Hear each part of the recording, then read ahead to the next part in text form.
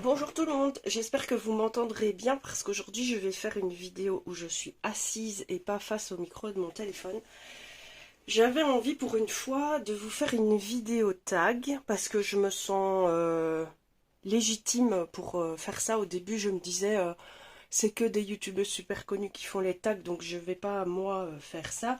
Et là maintenant je me dis bah pourquoi pas après tout. Et pourquoi pas commencer avec un tag où vous apprenez à mieux me connaître. Parce que même si je vous parle de manière ponctuelle de moi et de mes petites aventures du moment, au moment où je tourne une vidéo, je vous ai jamais parlé vraiment de moi dans plus de détails. Donc j'ai trouvé un tag qui date de 2015 sur internet, qui était plutôt destiné aux adolescentes qui commençaient à faire des vidéos YouTube sur le maquillage. J'ai repris ces questions parce que je les trouvais intéressantes.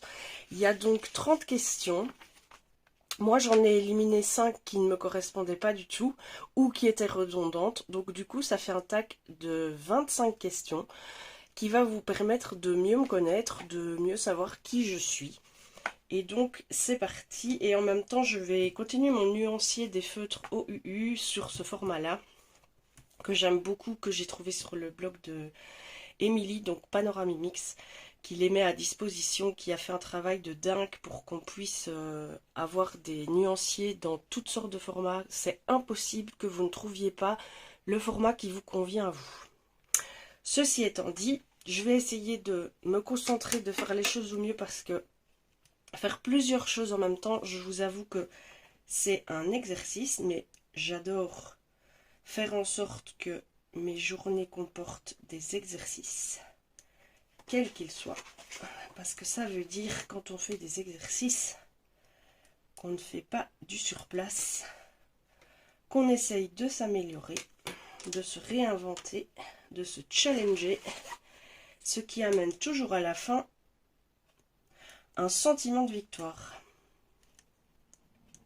Et il n'y a pas de petite victoire, mesdames et messieurs, il n'y a que des actions, qu'elles soient petites ou grandes aux yeux de certains, il n'y a que des actions, c'est la seule chose qui compte. Bref. Donc, on commence tout de suite. Quel est ton prénom? Alors, je me prénomme Isabelle. La question numéro 2, c'est quel est ton surnom? Alors, quand j'étais enfant, mon papa m'a surnommé Poussin. Et toute ma vie, il m'a appelé Poussin. Mon petit frère m'appelait Bébelle. C'est d'ailleurs resté pour tous les enfants hors cercle familial qui m'appelaient Tatibelle. Donc, les enfants de mes amis, quand ils étaient petits, m'appelaient Tatibelle ou Bébelle. Et mon mari m'appelle Chaton et moi je l'appelle Chat. Ça fait d'ailleurs toujours rire nos connaissances parce que même quand on s'engueule, on s'appelle par nos surnoms. Et donc ça donne des choses très surprenantes, comme la fois où j'ai le plus énervé mon mari depuis 13 ans que je suis avec lui, où il m'a dit de cette voix solennelle: Chaton, tu me fais chier. C'était à mourir de rire, mais sur le moment on était très fâchés tous les deux. Mais donc voilà, c'est Chat et Chaton, c'est comme ça qu'on nous connaît depuis qu'on est ensemble. Ensuite, quel âge as-tu? Eh bien, mesdames et messieurs, c'est bien évident, 14, 18, allez, non. En fait, j'y ai pas réfléchi avant, j'aurais dû, parce que je suis née en 75, ce qui fait que j'aurai 50 ans en 2025, et donc ça veut dire que cette année, comme je suis née en décembre, je vais avoir 48 ans. Voilà, ce magnifique âge presque fin quarantaine, début cinquantaine qui se profile.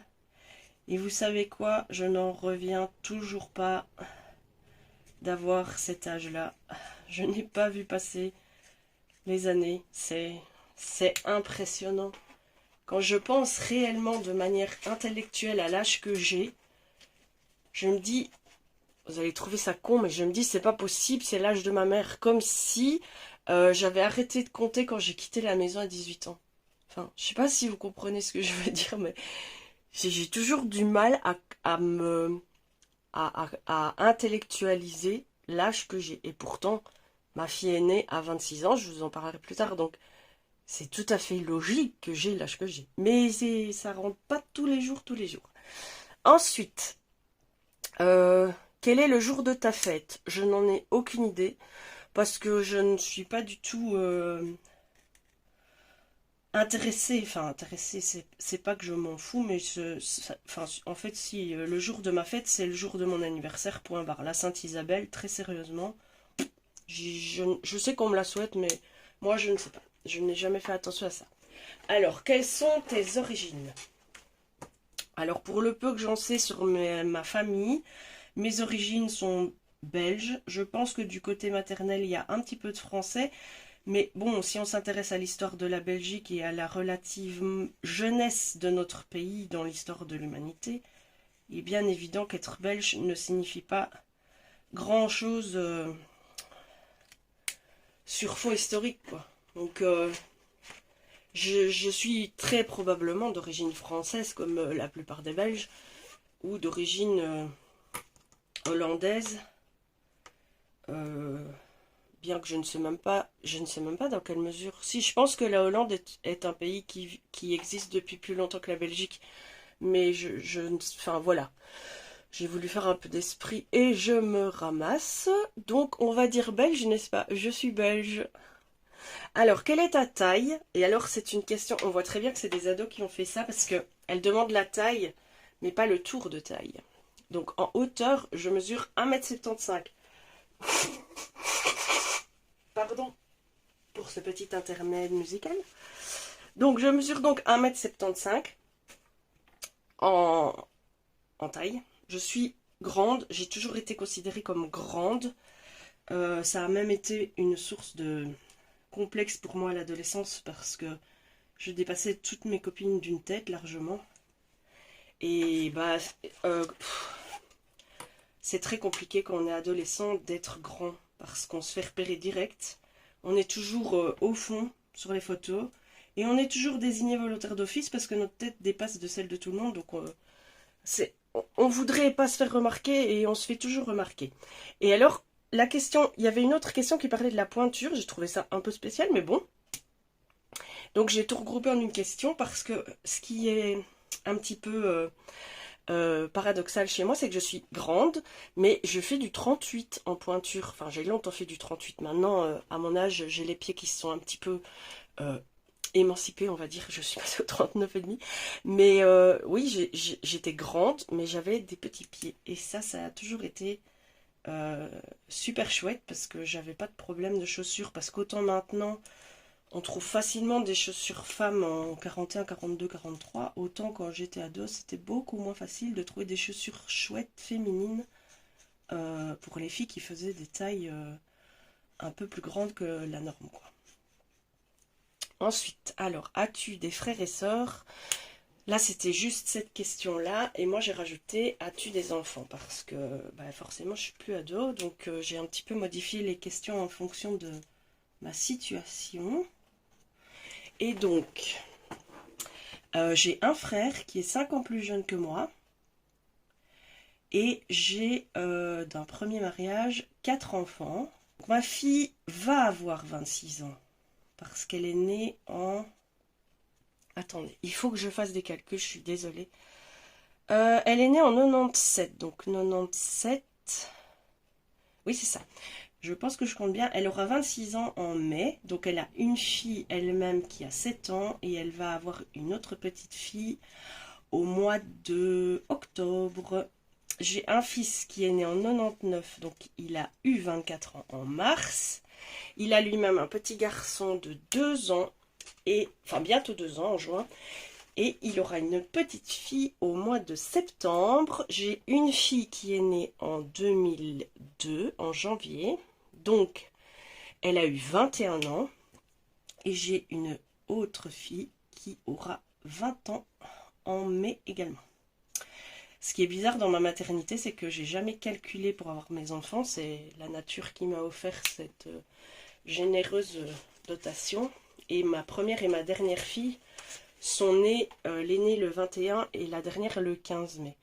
Et j'ai toujours dit depuis ma plus... Vous voyez, je parle et en même temps je fais quelque chose et je me trompe. Depuis ma prime adolescence, je voulais être mère et j'ai toujours dit que j'aurais 4 grossesses dans ma vie. Et il se fait que ma première et ma dernière grossesse ont fait comme une boucle. Et c'est vraiment très... Enfin, moi, je trouve ça hyper symbolique. Parce que quand j'ai eu ma quatrième enfant, je savais en mon fort intérieur que je n'aurais plus d'enfant. Et j'ai trouvé ça beau que l'univers m'offre cette façon symbolique de boucler la boucle. Enfin, j'ai vraiment trouvé ça chouette. Voilà, j'aime bien interpréter les choses un peu à ma façon. Et alors, je me suis remariée il y a quelques années. Donc, je suis en couple avec mon amoureux depuis 13 ans. Et lui a 2 filles, une qui a 17 ans et une autre qui a 15 ans. Donc, en tout, nous avons 6 enfants à 2. Nous considérons les enfants de l'autre comme les nôtres. On a vraiment eu de la chance. Nos enfants se sont très bien entendus et ces filles sont pas venues concurrencer les miens, si vous voulez, puisque de manière tout à fait hasardeuse, ces filles ont suivi en fait la courbe d'âge des miens. Donc c'était plus ou moins 2 ans entre chaque, puis ces filles sont rajoutées. Donc l'aînée de mon mari a 2 ans de moins que ma dernière fille et sa deuxième fille a 2 ans de moins que sa sœur. Donc ça a fait une suite logique, personne n'a pris la place de personne, il n'y a pas eu de concurrence. Il n'y a que mon fils qui mérite une médaille quelque part parce qu'il a été élevé au milieu de 5 sœurs. Il s'en est très très bien sorti. Il a joué, il a pris ça en sa faveur en fait parce que vivant au milieu des filles, vous pensez bien que les trucs et astuces avec les filles, il connaissait. Donc les filles pour lui c'était pas un truc qu'il connaissait pas. Il savait être un bon copain, il savait être à l'écoute, il connaissait, enfin il en a pas surjoué mais il a pu tirer son épingle du jeu on va dire et c'est vraiment... Enfin, ça s'est super bien passé. Et puis en étant le seul garçon, vous pensez bien, ça peut pas mal se passer en fait, quelque part. Hein. Parce que comme il est le seul garçon d'une fratrie nombreuse, il avait un petit peu ce rôle de grand frère, quoi. Ça s'est fait tout seul en fait. Bon, j'arrête de palabrer là-dessus. Êtes-vous en couple? Oui, comme je vous l'ai dit, je suis en couple avec mon amoureux depuis 13 ans. C'est ma plus belle histoire d'amour, je ne peux pas le dire autrement. C'est l'homme de ma vie et j'en dirai pas plus. Où habitez-vous? Alors, j'habite dans le sud de la Belgique, en province du Luxembourg, dans un tout petit village près de Bastogne. Alors, je dis Bastogne pourquoi? Parce que cette ville est une ville touristique assez connue jusqu'aux États-Unis, puisque Bastogne est une ville qui a connu un épisode très marquant de la guerre 40-45 où beaucoup d'Américains malheureusement ont perdu la vie dans une des dernières offensives de cette guerre abominable. Et donc c'est une ville très très touristique. Et il y a beaucoup d'Américains qui viennent chaque année visiter cette région où leurs ancêtres, leurs grands-parents, arrière-grands-parents ont perdu la vie ou ont réussi à s'en sortir mais sont venus combattre ici, quoi. Donc voilà... avec le fameux général Patton, l'anecdote qui s'est passée, enfin bon voilà, je ne vais pas rentrer encore dans des détails historiques parce que ma mémoire est beaucoup trop lacunaire pour que je sois crédible. Et moi, avant d'habiter Juzeray, qui est un petit village à une quinzaine de kilomètres de Bastogne, j'ai grandi et habité toute ma vie à Bastogne, quoi. Donc c'est vraiment ma ville d'origine. C'est pas une grande ville, hein. C'est vraiment une petite ville, mais elle est hyper connue. Ensuite, avez-vous des animaux? Alors, j'ai eu des animaux. Dans mon enfance, j'ai eu un petit caniche qui s'appelait Tootsie, qui restait chez mes parents quand on a quitté la maison, mon frère et moi. Ma mère était dingue d'oiseaux aussi, donc j'ai vécu avec des mandarins par dizaines. C'était pas super agréable, ça fait un boucan d'enfer. Mais bon, voilà. Ensuite, moi, étant jeune adulte, j'ai eu un couple de chiens. Avant d'avoir mes enfants, c'était un couple, un frère et une sœur. C'était des croisés cocker labrador qui avaient été abandonnés à la SPA. Ils étaient vraiment adorables. Le souci, c'est que quand ma fille est née, elle a développé de graves problèmes respiratoires. Et au bout d'1 an et demi suivi médicaux, de recherche et tout ça, on s'est rendu compte que en fait elle était allergique aux chiens. Et donc, mais c'était pas une petite allergie avec un nez qui coule et quelques éternuements, c'était une allergie grave. Elle faisait des bronchopneumonies chroniques, elle était très très affectée, elle était très souvent hospitalisée. Et bah, donc le père de ma fille à l'époque et moi avons pris une décision qui nous a arraché le cœur, hein, je vous avoue. J'adorais mes chiens vraiment, en plus c'était des perles ces chiens-là, enfin je sais pas comment vous expliquer, mais ils avaient un instinct, une gentillesse. Enfin, c'est des chiens que vraiment j'aimais énormément, mais on a pris la décision de s'en séparer pour la santé de ma fille, quoi. Je n'envisageais pas de les laisser dehors tout le temps, de ne plus pouvoir les câliner, les aimer comme je le faisais. Je n'envisageais pas non plus d'exposer ma fille à des risques permanents sur sa santé. Donc voilà, on a pris cette décision, on était encore fort jeune, hein, quand ma fille est née, on avait 22 ans. Euh, on n'avait pas encore les avancées médicales qu'il y a sur les allergies et la désensibilisation allergique qui existe maintenant. Donc voilà, on a pris cette décision en notre âme et conscience. Et on l'a fait pour le bien-être de notre fille, quoi. Ensuite, quelques années après, quand j'avais mes 4 enfants, on a eu un chat. On a récupéré un chat en fait chez ma cousine dont le propriétaire n'avait pas très envie de s'occuper.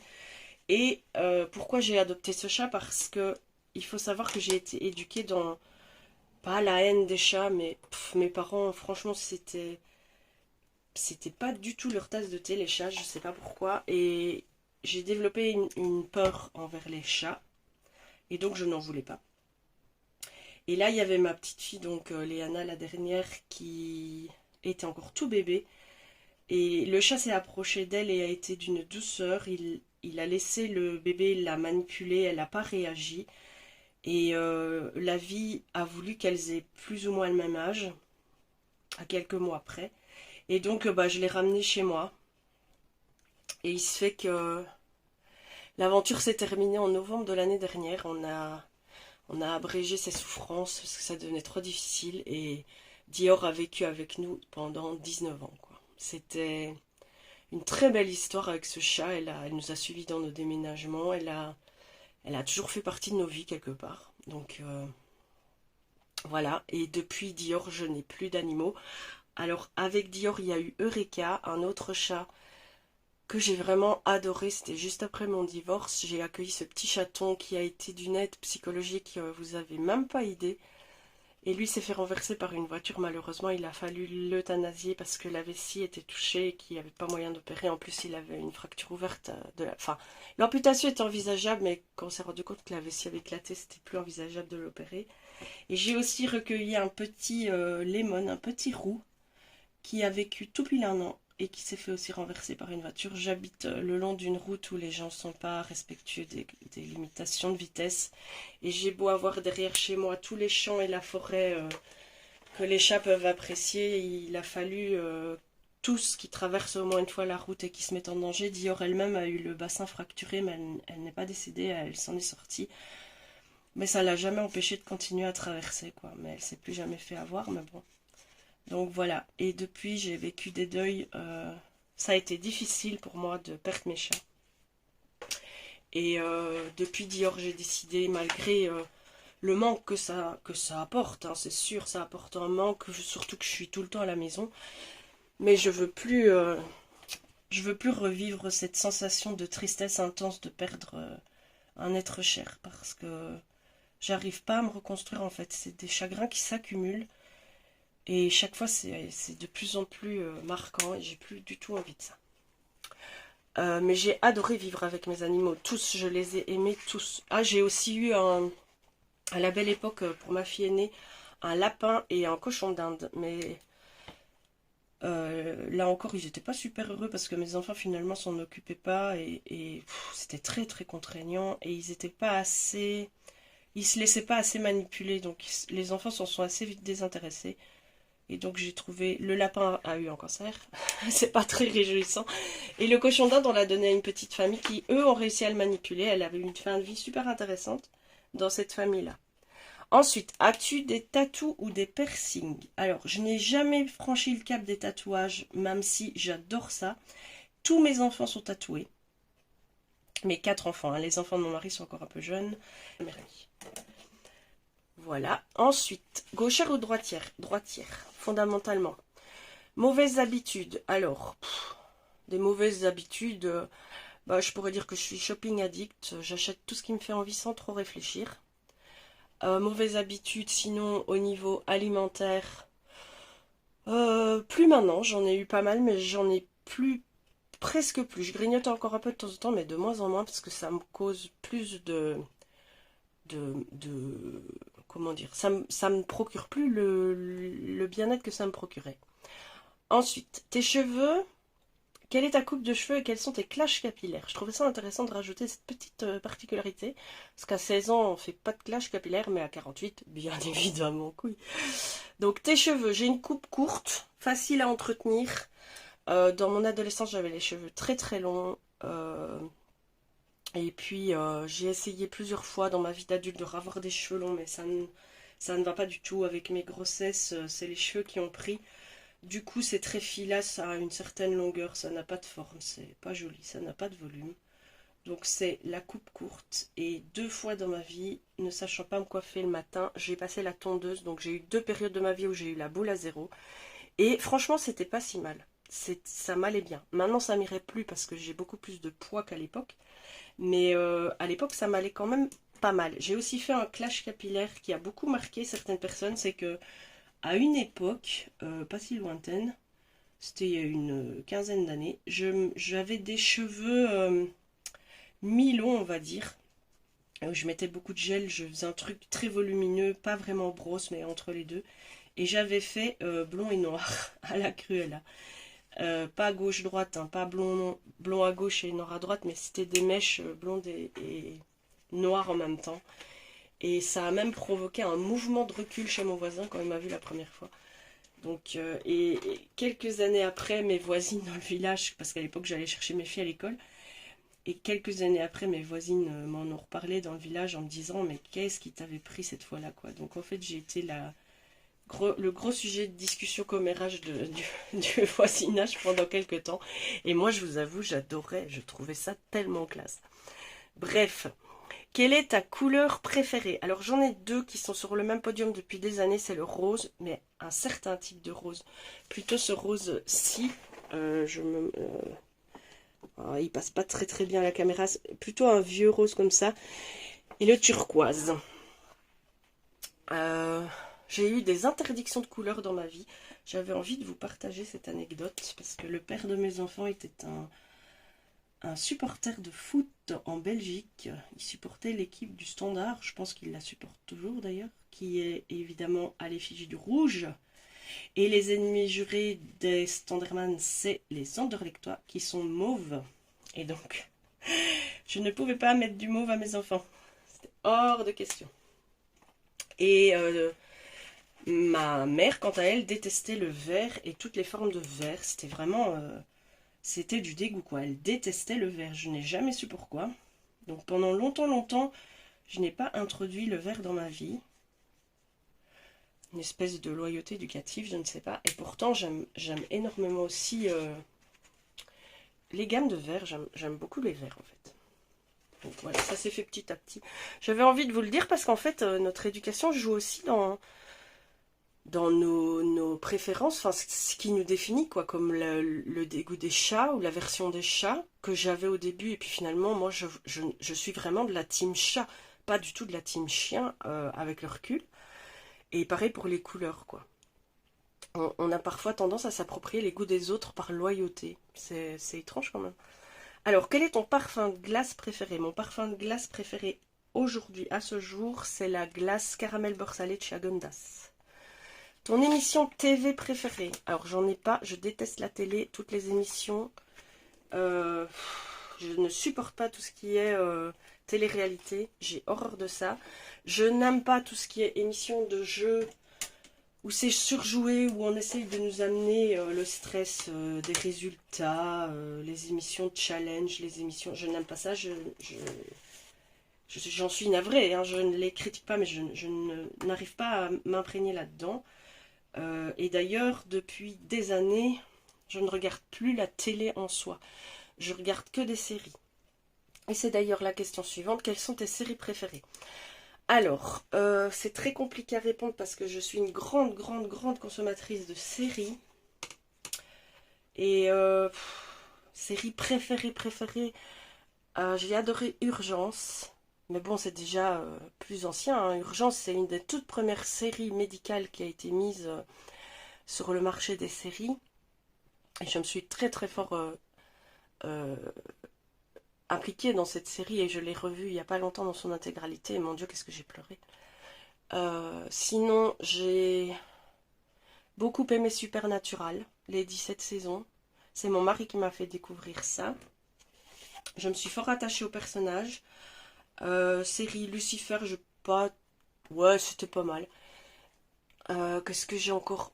J'arrive pas à trouver une série qui m'a vraiment marqué. The Shield, ça c'était une série policière, ça m'a vraiment marqué. Dexter, à l'époque, ça m'a beaucoup marqué aussi.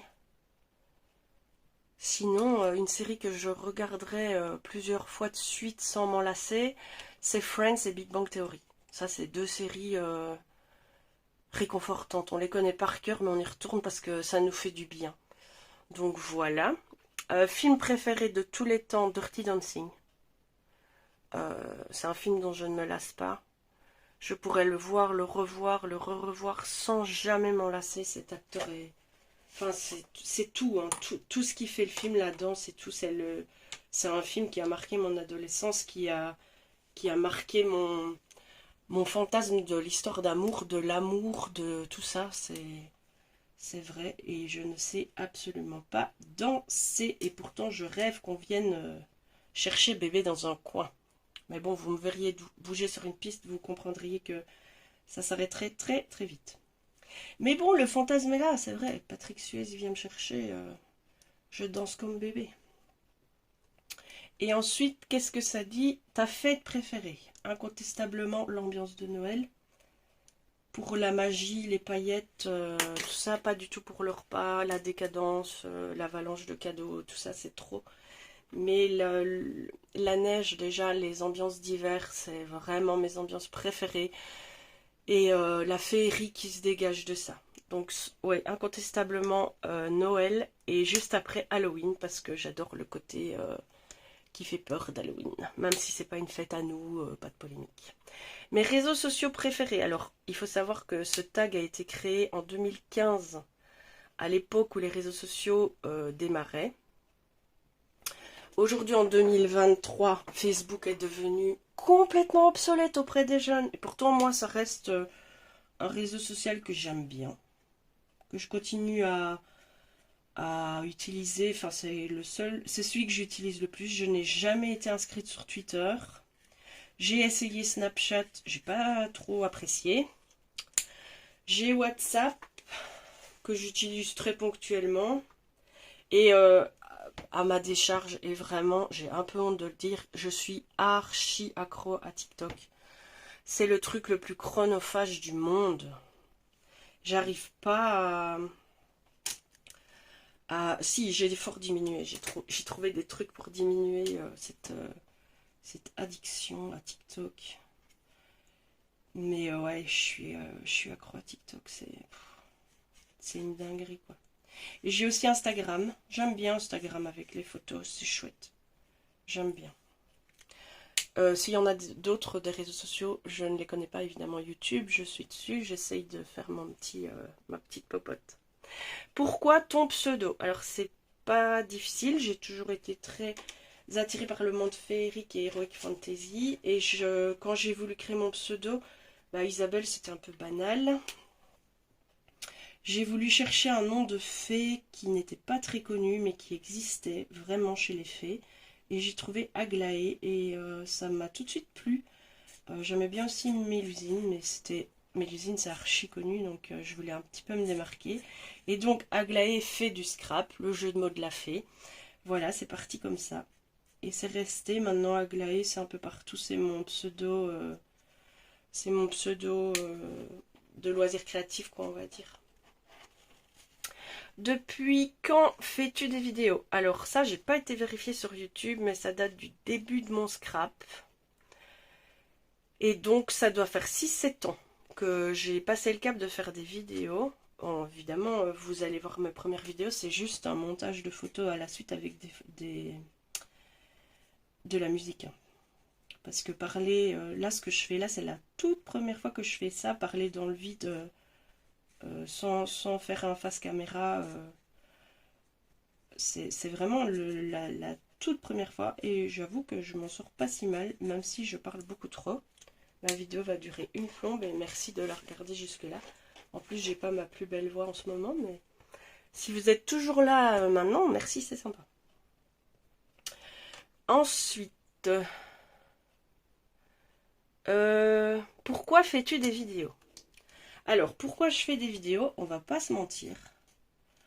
Parce que j'ai envie d'avoir ma petite notoriété quand même, d'être un peu connue et reconnue dans le monde du loisir créatif. Parce que quand on fait du loisir créatif dans le monde réel, je trouve, avec la meilleure volonté du monde, nos proches n'ont pas toujours l'enthousiasme que l'on aimerait bien trouver. Alors qu'entre copines de loisirs créatifs, c'est tout à fait différent.